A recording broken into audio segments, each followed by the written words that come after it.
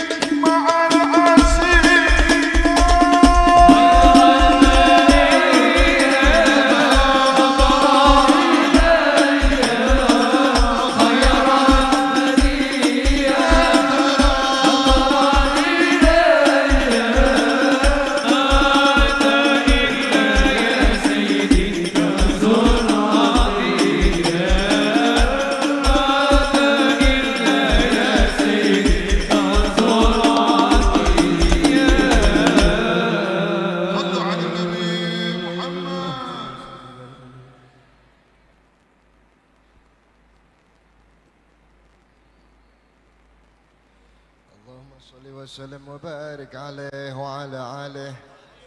أما بعد، فلما تعلقت إرادة الله في العلم القديم بظهور أسرار التخصيص للبشر الكريم بالتقديم والتكريم، نفذت القدرة الباهرة بالنعمة الواسعة والمنة الغامرة، فانفلقت بيضة التصوير في العالم المطلق الكبير عن جمال مشهود بالعين، حاول لوصف الكمال المطلق والحسن التام والزين، فتنقل ذلك الجمال الميمون في الأصلاب الكريمة والبطون، فما من صلب ضمه إلا وتمت عليه من الله النعمة، وهو القمر التام الذي يتنقل في بروجه ليتشرف به موطن استقراره وموضع خروجه، وقد قضت الأقدار العزلية بما قضت وأظهرت من سر هذا النور ما أظهرت وحصصت به من حصصت فكان مستقره في الأصلاب الفاخرة والأرحام الشريفة الطاهرة حتى برز في عالم الشهادة بشرا لا كالبشر ونورا حير الأفكار ظهوره وبهر فتعلقت همة الراكم لهذه الحروف بأن يركم في هذا القرطاس ما هو لديه من عجائب ذلك النور معروف وإن كانت الألسن لا تفي بأشر مئشار أوصاف ذلك الموصوف تشويقا للسامعين من حواس المؤمنين وترويحا للمتعلقين بهذا النور المبين وعلا فعنا تعرب العقل عن شؤون خير العنم ولكن حزني إلى التدوين ما حفظته من سيار أشراف المخلوقين وما أكرمه الله به في مولده من الفضل الذي عم العالمين وبقيت رايته في الكون منشورة على مر الأيام والشهور والسنين دع التعلق بهذه الحضرات الكريمة ولائج التشوق إلى السماع أوصافها العظيمة ولعل الله ينفع به متكلما والسامع ولعل الله ينفع به متكلما والسامع ولعل الله ينفع به متكلما والسامع فيدخلني في الشفاعة هذا النبي الشافع ويتروحان بروح ذلك النعيم اللهم صل وسلم أشرف الصلاة وتسليم على سيدنا ونبينا محمد الرؤوف الرحيم اللهم صل وسلم وبارك عليه وعلى آله ألا ما كأنا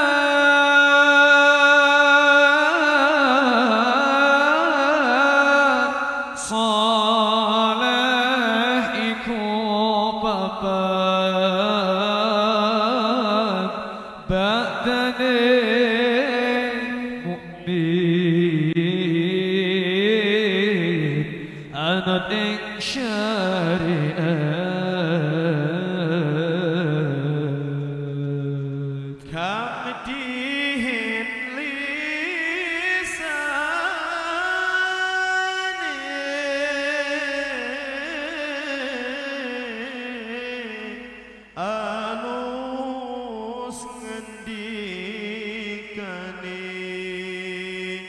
Kapindo mulya akan ing wong tuane. Niki tak tingali awet bau sing teng barisan teng ajeng-ajeng niki kok suarane kok larang temen. Tak ajak maca selawat ki mlongo. Ora semangat blas sampean iki. Nek sampean ora semangat aku ngantuk iki. Semangat apa mboten? Semangat toh, tak ajak mau solawat. Saya dari awal sudah bilang ojo nonton solawat, tapi sarang-sarang dari maos. Tak dungake lho, sing solawate banter utange lunas. Sing wedok-wedok sing ora petok glowing dadi glowing. Kaya artis-artis sinetron ngono. Purun mboten jenengan? Solawat mangane biar nurnya Nabi Muhammad masuk ke dalam diri kita. Semangat nggih. Pokoknya jenengan boten derek selawat cuman syuting ini tok. Aku tak mudun tak mulih wae. Memang gue coba apaan gitu loh. Lemes-lemes sampean iki. Semangat. Shallallahu ala Nabi Muhammad.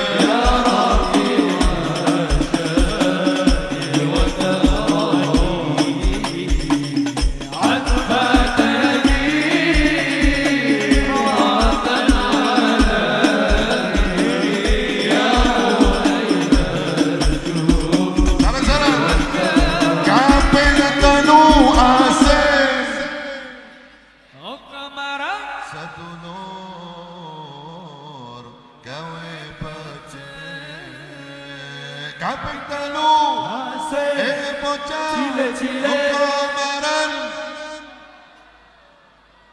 gawe pacek kaping papat amal anut ilmune dadi tanggung jawab orang ngawurane kaping papat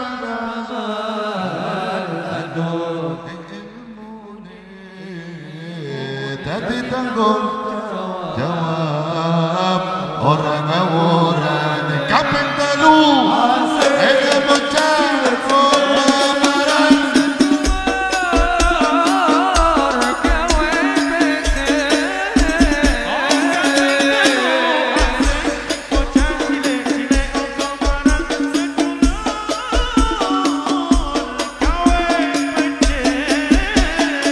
kaping papat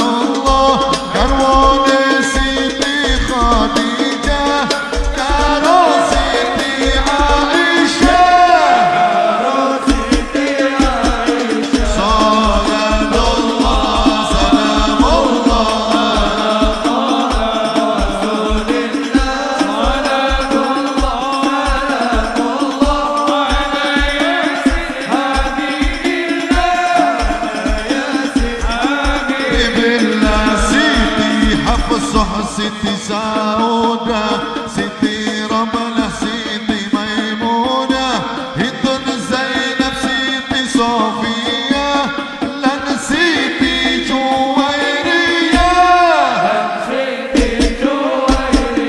Ayyad putrane Sayyid Ibrahim, Sayyid Qasim, Sayyid Abdullah, Umi Kulthum, Siti Zainab, Ruqayyah, Siti Fatimah.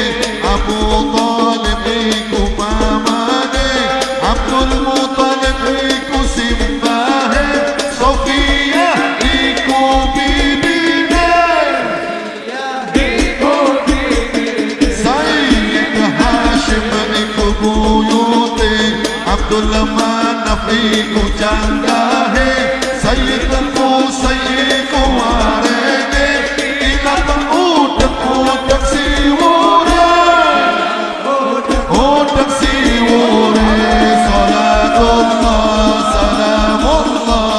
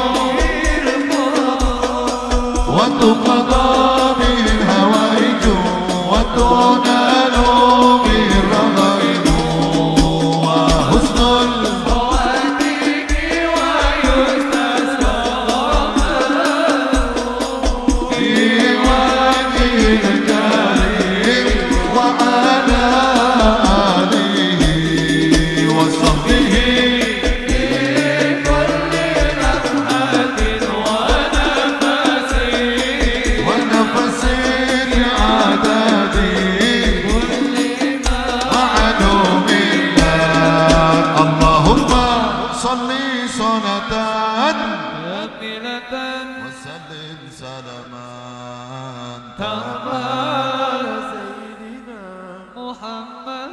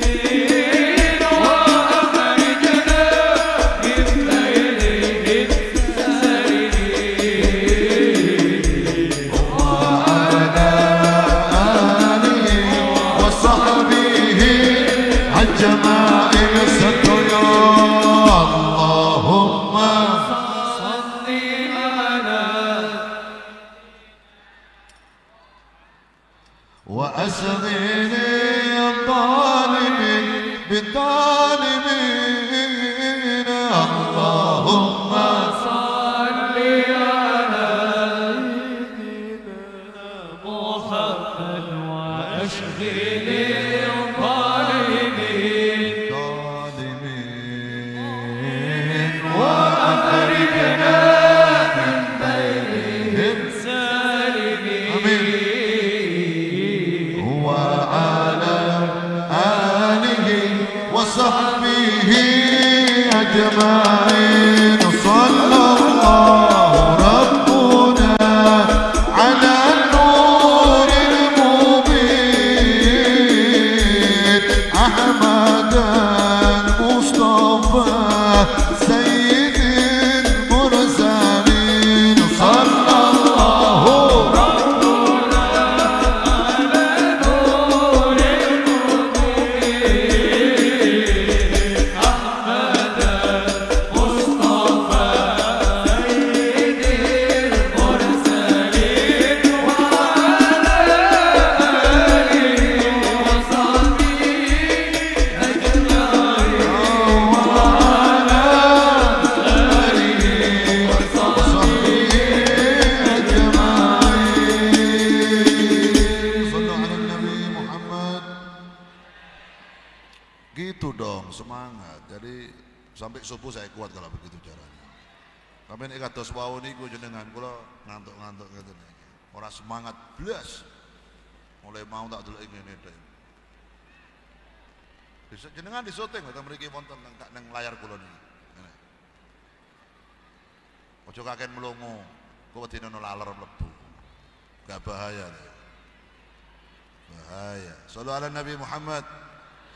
Alhamdulillah beliau yang kita tunggu-tunggu tausiahnya, nasihatnya, ilmunya Al-Habib Ahmad bin Muhammad Al-Habsi dari Solo telah hadir tengah-tengah kita. Begitu juga beliau pimpinan kita selaku Bupati Kabupaten Semarang, Bapak Bupati telah hadir tengah-tengah kita. Oleh karena itu terlebih dahulu kita akan mohon sambutan kepada beliau Bapak Bupati Kabupaten Semarang, padanya Bapak Haji Ngesti Nugraha. Waktu dan tempat kami persilahkan. Sallu ala Nabi Muhammad. Allahumma sholli alaihi Manijim Habib. Assalamualaikum warahmatullahi wabarakatuh.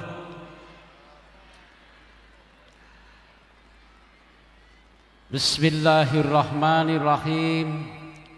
Alhamdulillahi rabbil alamin. Wa bihi nasta'inu ala umuri dunya waddin. Wassalatu wassalamu ala asyrafil anbiya'i wal mursalin Sayyidina wa maulana Muhammadin wa ala alihi wa ashabihi ajmain, amma ba'du. Hadratul muhtaramin, para alim, ulama, para yai, para habaib, para masyayikh, wabil khusus Al-Habib Ali Zainal Abidin Assegaf, pengasuh Majelis Az-Zahir dari Pekalongan yang sangat luar biasa, Al-Habib Ahmad bin Muhammad Al-Habsi dari Yogyakarta, dari Solo, yang kita tunggu-tunggu tausiahnya, Al-Habib Mudol Al-Khodri yang kami muliakan. Beliau Bapak Yai Haji Ahmad Mamsuri, Bapak Yai Haji Khairu Ubaidillah, Bapak Yai Nur Hasan Abdul Khofar, Bapak Yai Ahmad Suwaini, Bapak Yai Ahmad Munif, Bapak Yai Haji Suyuti, yang kita bersama pengurus cabang Nahdlatul Ulama Kabupaten Semarang. Ada saat ini Bapak Yai Haji Ahmad Kholik, yang hormati sahabat saya Bapak Mangsuri, anggota DPRD Kabupaten Semarang. Yang hormati Bapak Camat Tuntang, Bapak Kapolsek Tuntang, Bapak Dan Ramil Tuntang, Yang bermati Bapak Kepala Desa Kesongo, Bapak Kepala Desa Lopait, hadirin waladirat rahimakumullah. Sebelumnya kita panjatkan puji syukur kepada Allah Subhanahu wa taala karena pada malam hari ini kita senantiasa diberikan nikmat, diberikan rahmat, diberikan taufik dan hidayahnya sehingga bisa bersama dalam rangka banjaran bersolawat pada malam hari ini. Salawat salam dan senantiasa kita sanjungkan kepada junjungan kita Nabi Agung Muhammad sallallahu alaihi wasallam yang kita tutup syafaatnya besok di yaumil qiyamah. Amin Allahumma amin. Alhamdulillah pada kesempatan malam hari ini kita semua bisa hadir bersama bersilaturahim dalam rangka banjaran bersolawat yang sangat luar biasa, yang hadir cukup banyak. Tadi saya lihat juga ada Sahir Mania, betul ya tadi ya, dan juga yang lain sudah pada turun ini benderanya. Alhamdulillah kesempatan ini tentunya atas nama pribadi dan juga pemerintah daerah Kabupaten Semarang mengucapkan terima kasih kepada seluruh panitia penyelenggara acara banjaran bersolawat yang pada hari ini telah dilaksanakan dengan hikmat. Semoga acara ini senantiasa memberikan keberkahan untuk kita semua. Semoga yang hadir senantiasa diberikan kesehatan, diberikan panjang umur, diberikan rezeki yang barokah dari Allah SWT, dan juga senantiasa diberikan ketenteraman lahir dan batin, dan juga semoga banjaran Kesongo, Tuntang, Kabupaten Semarang senantiasa ayam tentrem gemah ripah locinawi baldatun thayyibatun warubun ghafur amin ya robbal alamin. Saya rasa tidak panjang lebar yang saya sampaikan, kita nanti masih menikmati tausiah dan juga acara sholawatan. Kalau kita terima kasih kila puji pangapunten wal maafiq lakwami taurik. Assalamualaikum warahmatullahi wabarakatuh. Waalaikumsalam warahmatullahi wabarakatuh. Dihaturkan beribu terima kasih kepada beliau Bapak Haji Hesti Nugraha, Bapak Bupati, yang telah memberikan sambutan pada acara banjaran bersolawat malam hari ini, menyapa masyarakat yang ada di Kecamatan Tuntang. Mugi-mugi doa beliau menjadikan tempat ini baldatun thayyibatun wa rabbun ghafur, menjadi daerah yang subur, daerah yang berkah, insyaallah dijauhkan dari segala macam balak dan musibah oleh Allah Subhanahu wa taala. Allahumma amin ya rabbal alamin. Niki salah satu bupati yang ada di Jawa Tengah sing pancen demen solawatan. Setiap hari jadi Kabupaten Semarang pasti diadakan solawat besar-besaran di Kabupaten Semarang. Kemarin kita habis solawatan di Ambarowo, di lapangan Jenderal Sudirman, Panglima Sudirman. Masya Allah, sing teko 475 juta orang yang datang. Loh, sampean kan didelok seneng TV tok, yang tidak kelihatan mata itu malaikat-malaikat Allah juga hadir di tengah-tengah itu malam hari itu. Makanya aja macam-macam di majelis solawat. Wong kuwi mau apa jare kuwi? Ulo wae melu solawatan. Masuk kamu tidak sih? Kalah karo ulo kowe. Senang solawatan. Dan insyaallah Pak Bupati mugi-mugi diberikan kesuksesan, berhasil, kemudahan dalam memimpin Kabupaten Semarang menjadi lebih baik insyaallah. Allahumma amin ya rabbal alamin. Para rawuh hadirin hadirat rahimakumullah, kita akan mendengarkan bersama-sama tausiah, nasihat-nasihat mau'izatul hasanah yang akan disampaikan oleh beliau guru kita Al-Mukarram Al-Habib Akhina Al-Habib Ahmad bin Muhammad Al-Habsyi, pengasuh Majlis Raudhatul Mustafa Solo, Jawa Tengah. Kepadanya waktu dan tempat dipersilahkan. Bismillahirrahmanirrahim. Assalamualaikum warahmatullahi wabarakatuh. Alhamdulillah, Wassalatu wassalam ala Rasulillah Sayyidina Muhammad ibn Abdullah wa ala alihi wa sahbihi wa man walah. Amma ba'du, hadratal muhtaramin, para alim, para ulama, para habaib, para kiai, para tokoh masyarakat, para pejabat pemerintahan yang dimuliakan oleh Allah Subhanahu wa taala. Wabil khusus yang saya hormati Al-Habib Ali Zainal Abidin bin Segaf As-Segaf, dan juga yang saya hormati Al-Habib Muhdhar bin Yahya Al-Qadri, dan juga Bapak Bupati Haji Ngesti Nugraha, Bupati Kabupaten Semarang, yang saya hormati Kiai Haji Abdul Khalik, Wakil Ketua Tanfidhiyah PCNU, Kiai Ahmad Mansuri, pengasuh PP Pondok Pesantren Al Khairiyah Banjaran, kemudian para pejabat pemerintahan baik sipil, TNI maupun Polri, Bapak Camat, Bapak Danramil, Bapak Kapolsek, Bapak Kepala Desa Kesongo, dan seluruh para alim ulama, para tokoh masyarakat yang tidak bisa saya sebutkan satu persatu tanpa mengurangi rasa hormat dan ta'zim. Hadirin wal hadirat yang dimuliakan oleh Allah Subhanahu wa taala.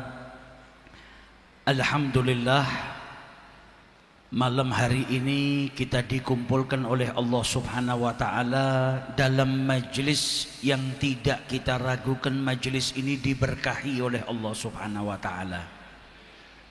Majlis yang juga luar biasa, yang enggak kalah banyaknya seperti di Ambarawa, yang juga dihadiri oleh sekian ratus juta dari makhluknya Allah Subhanahu wa ta'ala.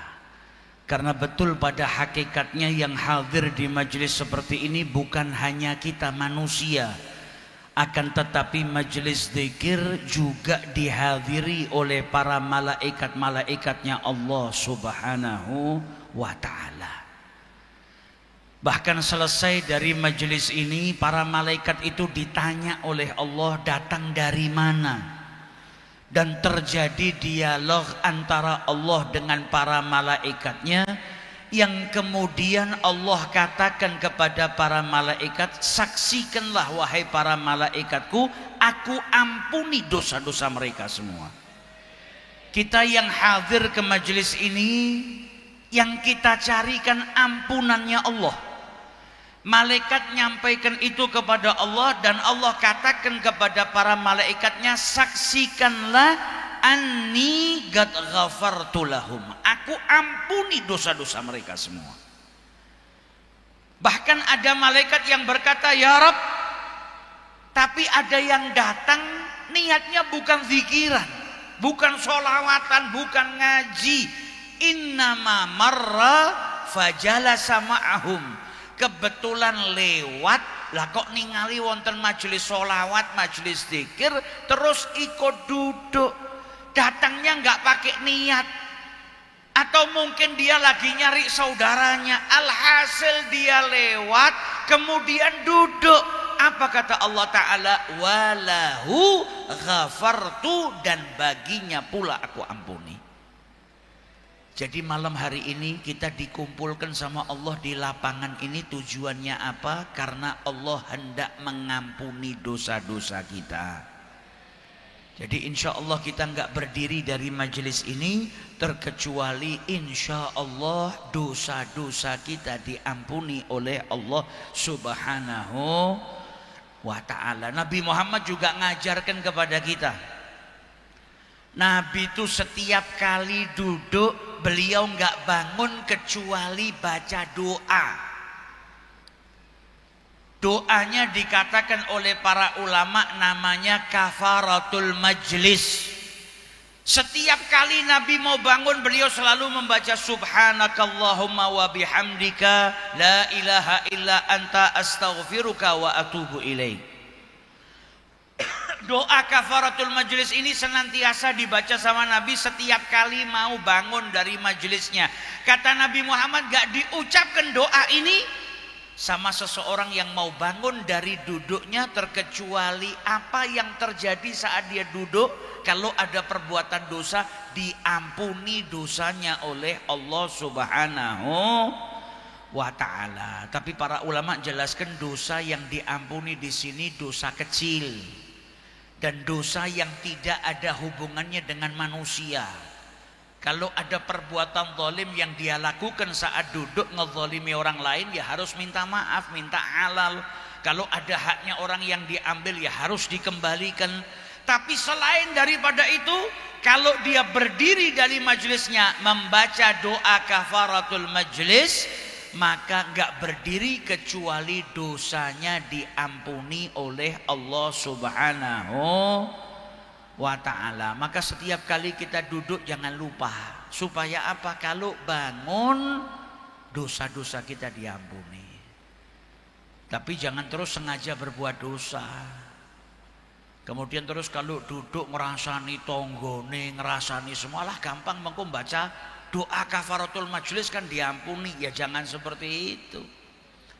Dan Nabi juga diriwayatkan oleh para sahabat tidak bangun dari duduknya, dari majelisnya kecuali beristighfar kepada Allah 10 kali, terkadang 15 kali, bahkan ada riwayat yang menyebutkan 20 kali. Supaya apa? Enggak bangun dari majelisnya kecuali dosanya diampuni. Padahal Kanjeng Nabi niku tidak ada dosa. Majelisnya Nabi juga bukan majelis maksiat. Majelisnya Nabi isinya zikiran, ngelengkan orang kepada Allah. Tapi kenapa Nabi setiap kali bangun kok beristighfar memohon ampun kepada Allah? Ta'liman wa tasyri'an li ummatihi.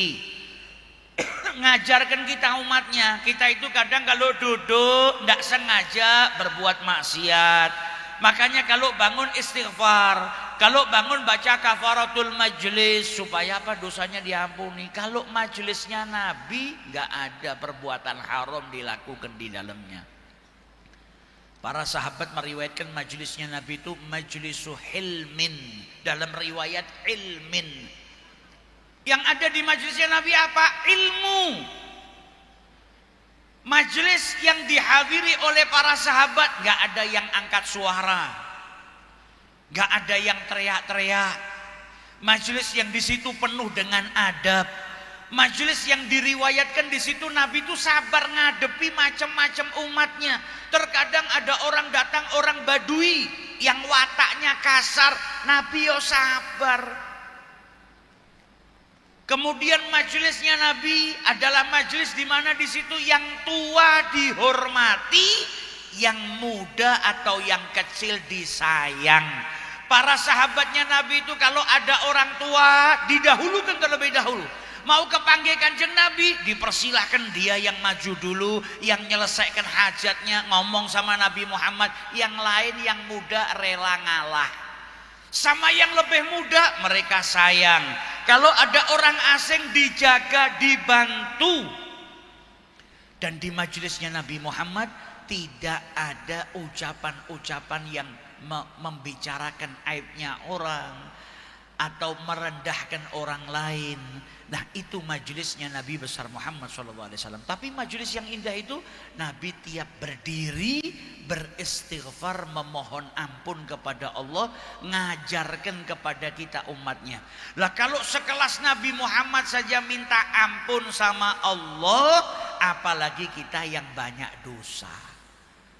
Maka pulang dari sini ayo kita bawa oleh-oleh. Apa oleh-olehnya? Niatkan gak bangun dari duduk setiap kali kita duduk kecuali apa? Beristighfar kepada Allah dan baca doa kafaratul majlis, biar apa? Dosa-dosa kita diampuni oleh Allah Subhanahu wa ta'ala. Alhamdulillah sebentar lagi sudah masuk musim haji.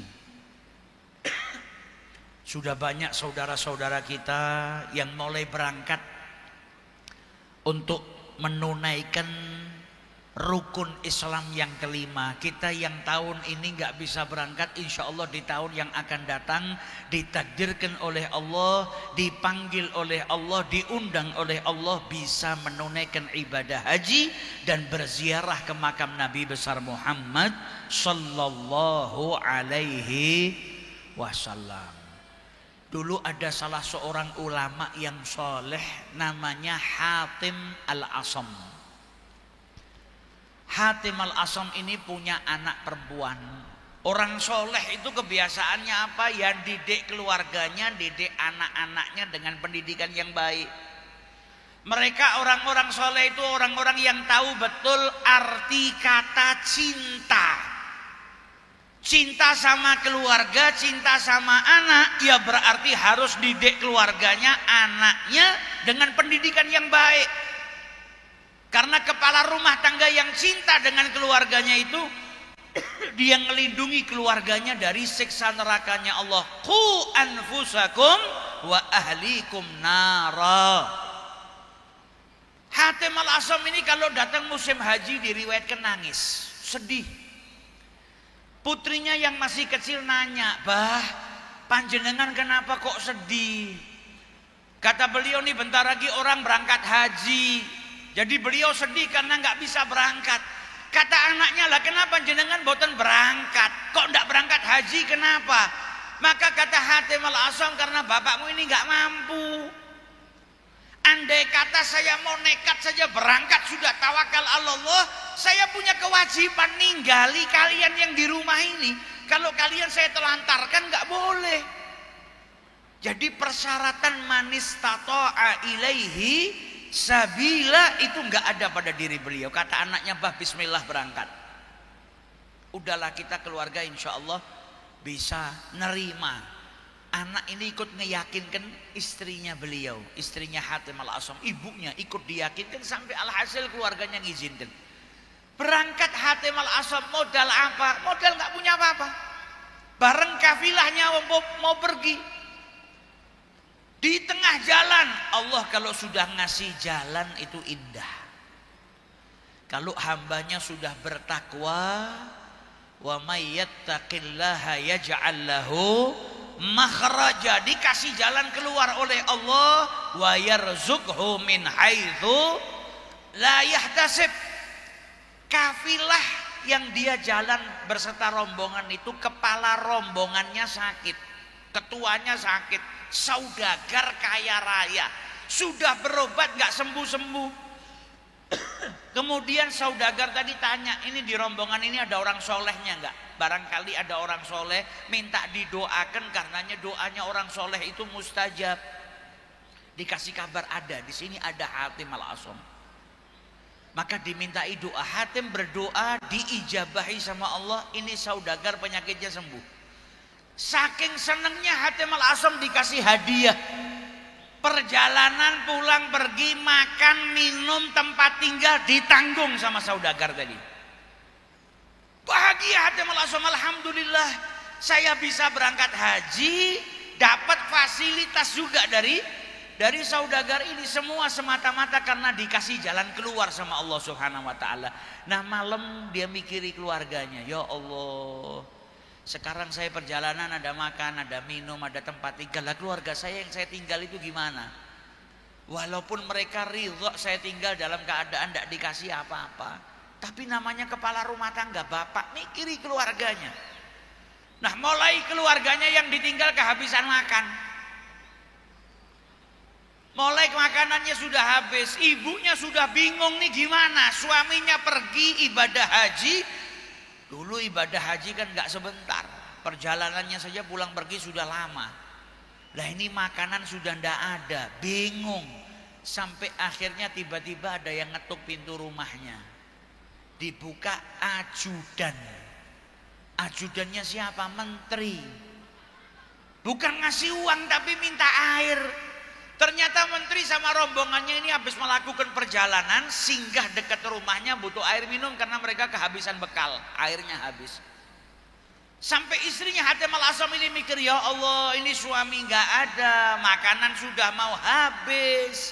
Lah kok malah ada Ajudannya menteri datang minta minum, nggak dikasih, takut, ngasih ya bingung. Akhirnya dikasih, bismillah. Ketika sampai ke menterinya diminum, kok airnya seger. Kau ambil air dari tempatnya siapa? Dari rumahnya Hatim. Nah kemudian menterinya tadi kepingin ngasih imbal balik, ngasih hadiah. Dilepas sabuknya, sabuknya raja bangsawan zaman dulu, sabuk yang mahal, ada permatanya, ada perhiasannya, dilepas. Semua rombongan yang ikut ngelepas juga dihadiahkan semuanya. Dibeli sama salah satu rombongan dengan harga yang mahal, yang itu bisa mungkin nyukupi seumur hidup kebutuhan keluarganya Hatim al-Asam. Nah ini sebelumnya mereka nangis kelaparan. Anaknya Hatim al-Asam yang tadi ngobrol sama bapaknya sebelum berangkat haji, itu satu-satunya anak yang senyum. Ibunya bingung, nangis, sedih, kelaparan. Saudara-saudaranya juga. Ini anak perempuan yang masih kecil malah tersenyum. Dan malah ngadem-ngademkan ibunya, Bu, yang ngasih rezeki itu bapak apa Gusti Allah? Ya jelas Gusti Allah. Ya sudah, bapak kan penerima rezeki juga. Yang nerima rezeki pergi, yang memberikan rezeki nggak pernah pergi. Ini dalam keadaan lapar anak kecil bisa berkata seperti itu. Nah ketika dapat harta yang berlimpah, semuanya seneng, bisa makan, anak kecil ini justru malah sedih, nangis. Ibunya sampai bingung, Nak, engkau ini ajaib. Tadi waktu lapar kau malah senyum bahagia, yang lain sedih kau senyum bahagia. Sekarang ada makanan, justru kau malah sedih, malah nangis. Engkau ini kenapa? Maka kata anak wanitanya yang masih kecil tadi, Bu, saya sedih karena apa? Ada satu makhluknya Allah baru saja mandang kita dengan pandangan kasih sayang. Yang tadinya kita miskin, diberikan harta yang berlimpah yang mencukupi kehidupan kita. Itu baru pandangan kasih sayangnya makhluk. Lah bagaimana kalau yang mandang kita Allah subhanahu wa ta'ala dengan pandangan kasih sayangnya? Anak kecil sudah seperti itu. Nah kita minta sama Allah ta'ala, tetap kita berusaha semaksimal mungkin supaya bisa berangkat ke Baitullahil Haram. Dan juga kita berdoa kepada Allah agar diberi jalan oleh Allah subhanahu. Gak ada yang mustahil. Dulu bahkan ada satu dokter yang dermawan. Setiap kali dia kerja dapat gaji ditabung. Gajinya buat apa? Ditabung, pingin berangkat haji. Sudah rindu dengan Baitullah, pingin haji, tiap dapat gaji ditabung.